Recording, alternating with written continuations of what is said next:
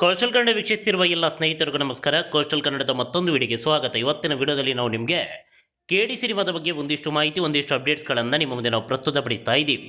ಕೆಡಿ cinema ಇವತ್ತು ಪ್ರಪಂಚಾದ್ಯಂತ ಏಕಕಾಲಕ್ಕೆ ತೆರೆಗಪ್ಪಳಿಸಿದೆ. ಭರ್ಜರಿಯಾಗಿ ಪ್ರದರ್ಶನವನ್ನು ಈ ಸಿನಿಮಾ ಕಾಣ್ತಾ ಇದೆ. ರಿಲೀಸ್ ಆದ ಎಲ್ಲ ಸೆಂಟರ್ಗಳಲ್ಲೂ ಕೂಡ ಹೌಸ್ಫುಲ್ ಪ್ರದರ್ಶನ. ಬೆಳಗ್ಗೆ 6 ಗಂಟೆಯಿಂದಲೇ ಈ ಸಿನಿಮಾದ ಪ್ರದರ್ಶನ ರಾಜ್ಯಾದ್ಯಂತ ಸ್ಕ್ರೀನಿಂಗ್ ಆಗ್ತಾ ಇದೆ. ರಿಲೀಸ್ ಆದ ಎಲ್ಲ ಸೆಂಟರ್ಗಳು ಕೇವಲ ರಾಜಧಾನಿ ಬೆಂಗಳೂರು ಮಾತ್ರವಲ್ಲ, ಮುಖ್ಯ ಚಿತ್ರಮಂದಿರ ಮಾತ್ರವಲ್ಲ, ಎಲ್ಲ ಸೆಂಟರ್ಗಳಲ್ಲೂ ಕೂಡ ಸೋಲ್ಡ್ ಔಟ್ ಶೋ.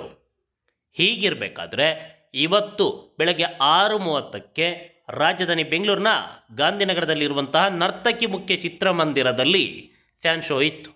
ಯಾವ ರೀತಿ ಇತ್ತು? ಈಗಾಗಲೇ ನೀವು ದೃಶ್ಯಾವಳಿಯಲ್ಲಿ ನೋಡ್ತಾ ಇದ್ದೀರಾ. ಹೌಸ್ಫುಲ್ ಪ್ರದರ್ಶನ, ಬಾಲ್ಕನಿ ಫುಲ್ಲು, ದ್ವಿತೀಯ ದರ್ಜೆ ಕೂಡ ಫುಲ್ಲು, ಎಲ್ಲ ಮೇಲೆ ಕಡೆ ಎಲ್ಲ ಫುಲ್ಲೇ ಹೌಸ್ಫುಲ್ ಪ್ರದರ್ಶನ, ಫ್ಯಾನ್ ಶೋ. ಇಲ್ಲಿ ಕಿಚ್ಚ ಸುದೀಪ್ ಅವರ ಅಭಿಮಾನಿಗಳಿದ್ದರು, ರವಿ ಸರ್ ಅವರ ಅಭಿಮಾನಿಗಳಿದ್ದರು, ಹಾಗೆ ಧ್ರುವ ಸರ್ಜಾ ಅವರ ಅಭಿಮಾನಿಗಳು ಕೂಡ ಇದ್ದರು. ಪ್ರದರ್ಶನ ಆರಂಭವಾಯಿತು, ಎಲ್ಲನೂ ಆಯಿತು, ಓಕೆ ಸರಿ.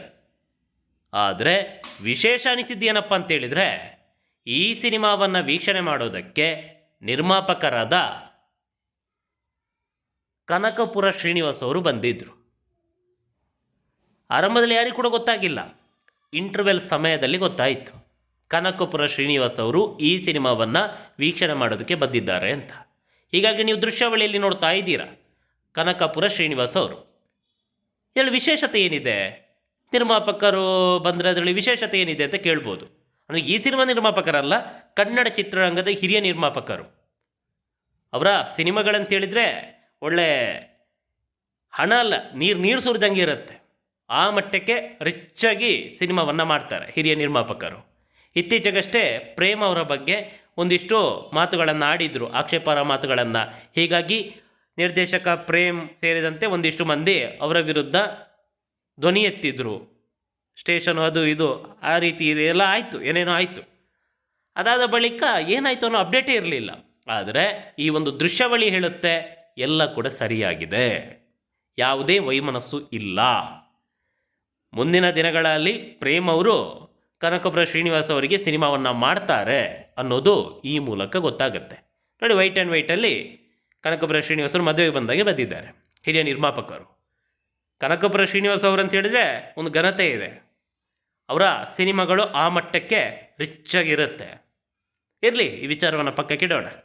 ಕೆಡಿ ವಿಚಾರಕ್ಕೆ ಬಂದರೆ, ಕೆಡಿ ಅತ್ಯದ್ಭುತವಾದಂಥ ಸಿನಿಮಾ, ಒಂದು ವಿಭಿನ್ನವಾದಂತಹ ಶೈಲಿಯಲ್ಲಿ ಮೂಡಿಬಂದಂಥ ಸಿನಿಮಾ. ಒಂದಿಷ್ಟು ಲೋಪದೋಷಗಳಿವೆ, ನೆಗೆಟಿವಿಟಿ ಇದೆ, ಇಲ್ಲ ಅಂತಲ್ಲ. ಹಾಗಂತ ನಾವು ಬರೀ ನೆಗೆಟಿವಿಟಿ ಬಗ್ಗೆ ಮಾತಾಡಬಾರ್ದು. ನೆಗೆಟಿವಿಟಿ ಮತ್ತು ಪಾಸಿಟಿವಿಟಿ ಎರಡನ್ನು ತೂಕ ಹಾಕಿ ನೋಡಿದರೆ ಇದರಲ್ಲಿ ಒಂದು 80% ಪಾಸಿಟಿವಿಟಿ ಇದೆ. ನೆಗೆಟಿವಿಟಿ ಅಂಥದ್ದೇನೂ ಇಲ್ಲ.